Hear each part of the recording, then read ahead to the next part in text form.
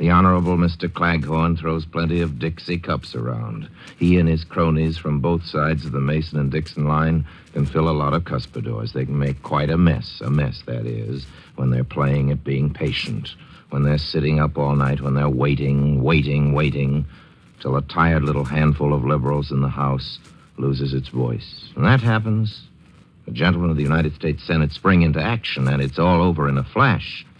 Even veteran observers sometimes can't follow the speed of the assault. Painstaking reforms, safeguards that took 13 years to grow, are yanked up, root and all, out of the soil of democratic law, left to curl up and rattle away in the dusty wind, just part of the garbage on the Senate floor, one with the cellophane and the Dixie cups. Here's a little human right, spirit with a little pointed stick. Drop it in a litter bag. Another human right, and another. Casualties resting with the crumpled notepaper and the cigar bands on the Senate battlefield. Here's part of the greatness of an era. Roll it up and cart it off. It's dead and gone. Here's part of the greatness of a great name. Dump it down the chute. What was that name again? Oh, yes, Roosevelt. But Roosevelt is dead. Haven't you heard? And the New Deal is dead. Long live the New Deal.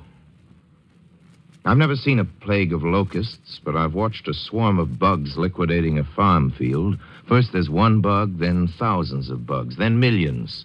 You can't swat them. Brush them off your arm, they light on your nose and in your ears and then in your mouth. Seems like they're moving in on the oxygen itself, taking over the very air you breathe. It's like that in Washington.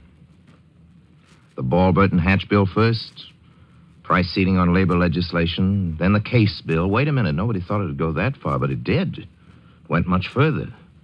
An American president named Harry Truman came up with the most savage bill of all, and the Senate pounced like a bear trap. It was like a blitzkrieg in the House. An American president named Harry Truman stopped talking at 4:19. By 6 p.m., the House adjourned. The job was done. Labor was all but scuttled. Our elected representatives from here and there had set the American clock back 50 years. In the upper chamber, they were more methodical.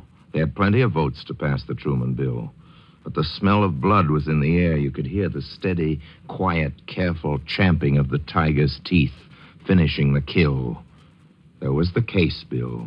First they passed that, but that wasn't enough. They threw in the Hobbs bill and every other piece of crackpot anti-labor legislation that was lying around. It all passed with votes to spare. Unconstitutional? What's that? I say it's unconstitutional. A lonely voice on the Senate floor.